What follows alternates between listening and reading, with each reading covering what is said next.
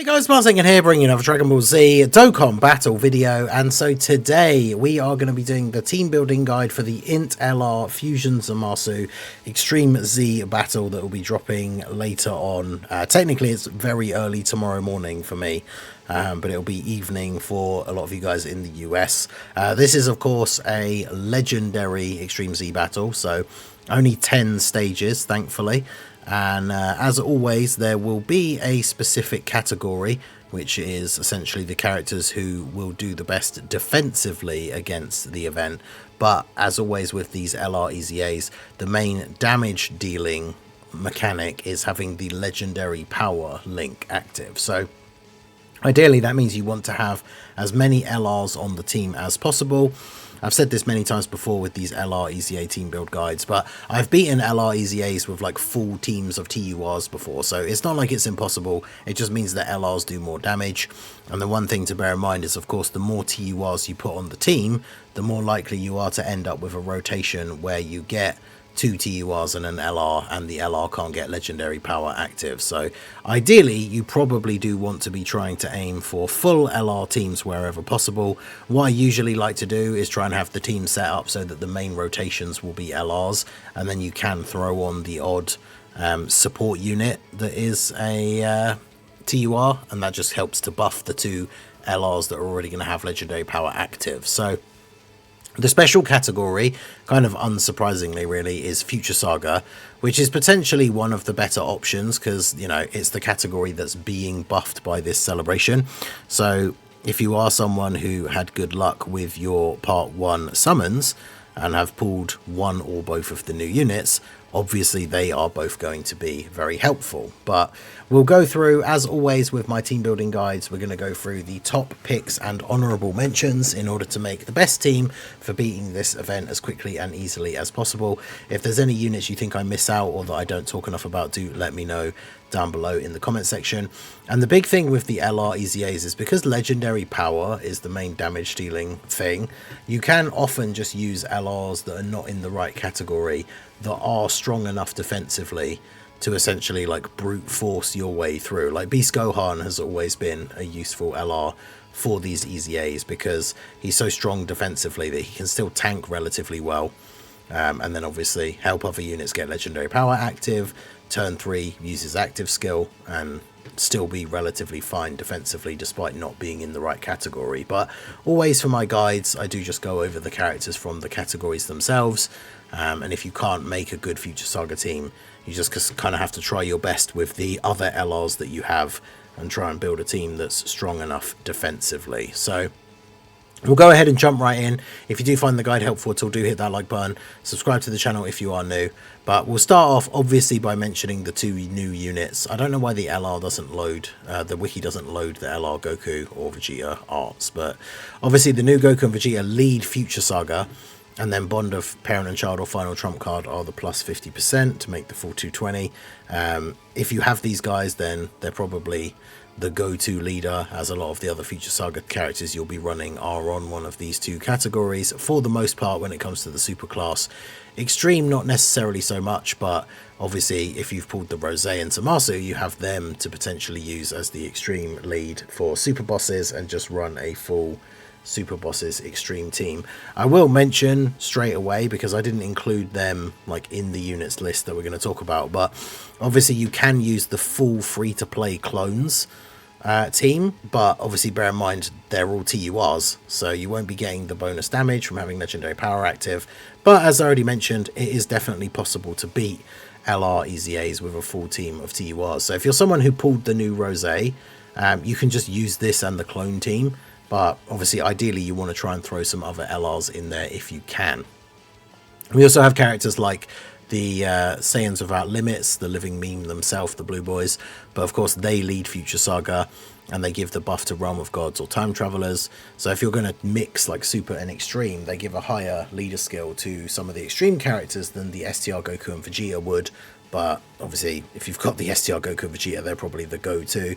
I mean, these guys in something like an EZA, which is not the hardest content in the game by any stretch, these guys will still be perfectly fine. They can guard, have that dodge chance in slot 1. EZAs usually, each phase only goes for like 3 or 4 turns, so you don't need to even worry about the whole fusion condition and Vegito Blue, because you're not really going to get to a point where you get to see him anyway. But they'll be useful even on the team. Even if you are running the new Goku and Vegeta, they'll be a good potential unit to put on the team, as they're a character that people are more likely to have if you've been playing it for a while, and then potentially with dupes and already link leveled, and they're another LR to activate legendary power. In the same sense, the Tech Fusion Zamasu is a character who is kind of outdated for really difficult content now, but with his big damage reduction on turn 1, like, you could easily run him in this event with the extreme units. He'll be another good character to get legendary power active for, like, if you're running the new LR Rose as a friend, if you don't have him, because this guy does Realm of Gods, Worldwide Chaos or Fused Fighters with Time Travelers or Final Trump card as the +30, which means a lot of the super class, like Realm of Gods future characters, fit on his leader skill anyway. So he's another good stand-in option for a leader that, despite being an older unit, is still very, very good. Same with our boy Future Gohan. So he leads Future Saga for 200%. He is a unit, again, that's kind of aged for the most difficult content, but otherwise is still going to be very, very good. You're not going to be able to get his like domain up or anything like that because it's turn 5, but he's just a solid unit who, after attacking, has good defensive capabilities. So he's a unit that I would quite happily throw onto the STR Goku Vegeta team for this particular Extreme Z battle. He can hit relatively well and will be fairly strong defensively, so he's just another go-to option. And of course, if you don't have a better leader, he is giving the entire category, regardless of whether they are the super class or extreme class units, he is giving everyone just the full 200% leader skill, so he's definitely very good for this as well. Then we have the INT LR Rose, who currently has his temporary buff as part of the global Dokkan campaign. He leads Future Saga, so I guess you could use him as a stand-in leader if you don't have anyone better, but he's probably more so just here on the list as a character that you would put on your team, right? Especially if you're running the STR Rose team, but he fits under the full leader skill for a lot of the other characters as well.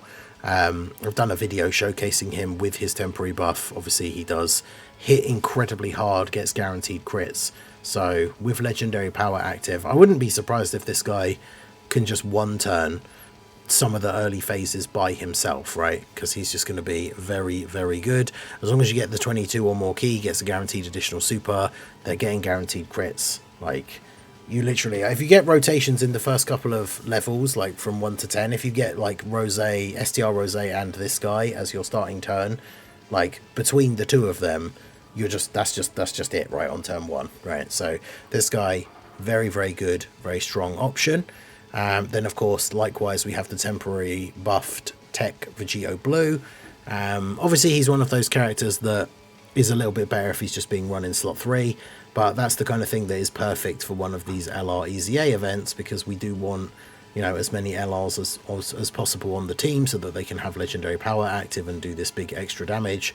So with his temporary buff, this guy, even in slot 3, is going to be able to do some big damage and have that dodge chance for the extra defensive capability. So this guy, if you're running the more super class version, or even if you just need the last like 6th slot filler on the team, this guy will definitely be very, very good as well.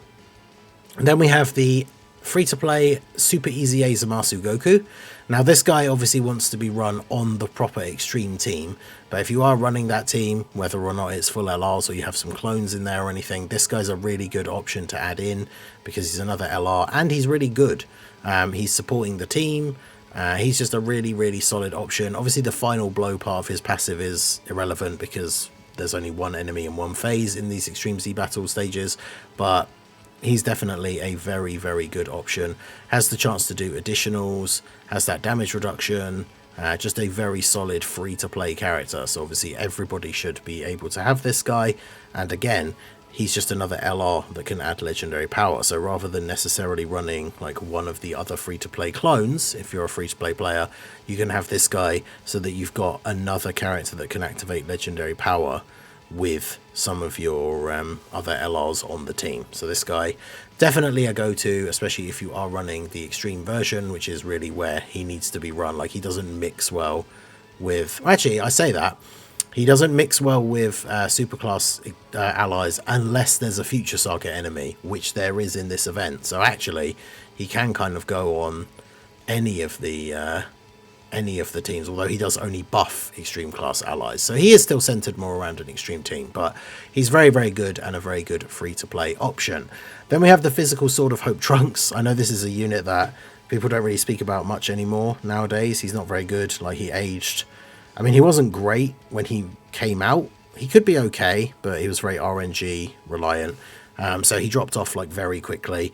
Characters who are relying on doing like multiple additional supers to actually be able to even tank normals from some of the tougher bosses are always going to be the units that just age out super fast. But for this guy, especially in this event, right, where we're not only in a lower difficulty level event, but we're fighting an INT enemy, this Trunks should be really, really good. I wouldn't say he's like the go-to like #1 unit you put on the team, but he fulfills that role perfectly of just being another LR you can throw on the team to get legendary power active. And he should do some pretty good damage, especially if he does get all of his additionals off.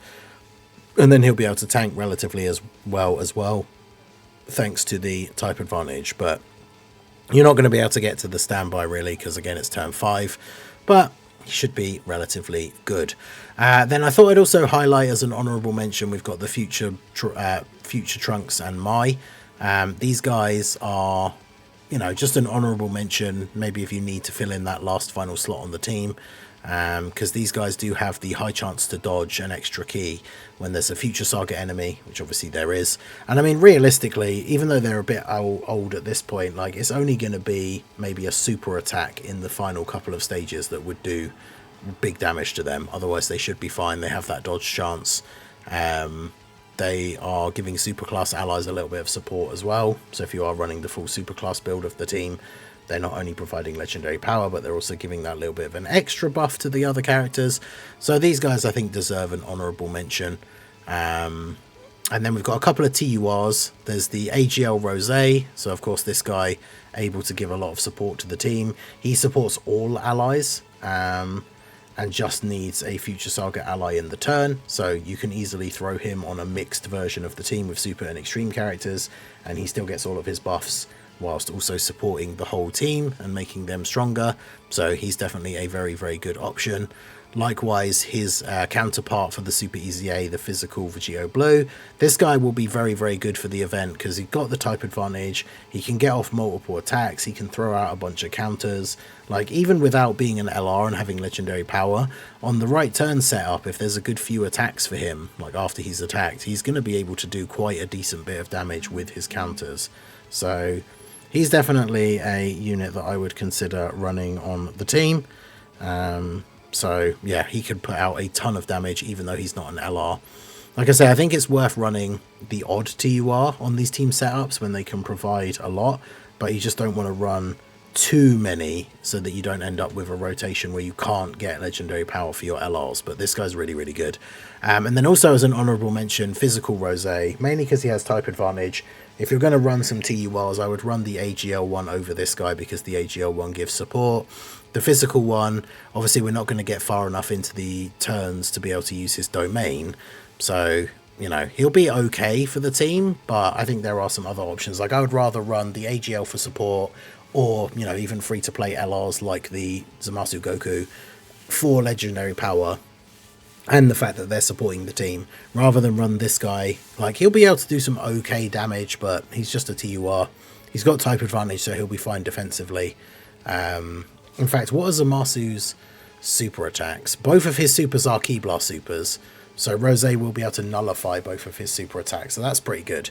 But other than that, I think he's more of an honourable mention. I would definitely rather take this guy on the team over him.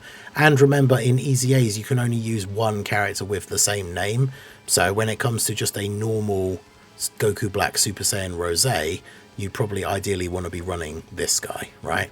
So if we go back and look at the category, there's the old physical LR Trunks. I guess he could get an honourable mention because he's an LR with type advantage. Vegeta and Trunks maybe would still be okay because they are locked to slot 1, so the final stages maybe would do a bit of damage to them, but otherwise they should be okay. Free to play LR Vegito Blue could still be a viable option as well as like the final option for the team. And then obviously some of the other TURs, like some of them will still be okay.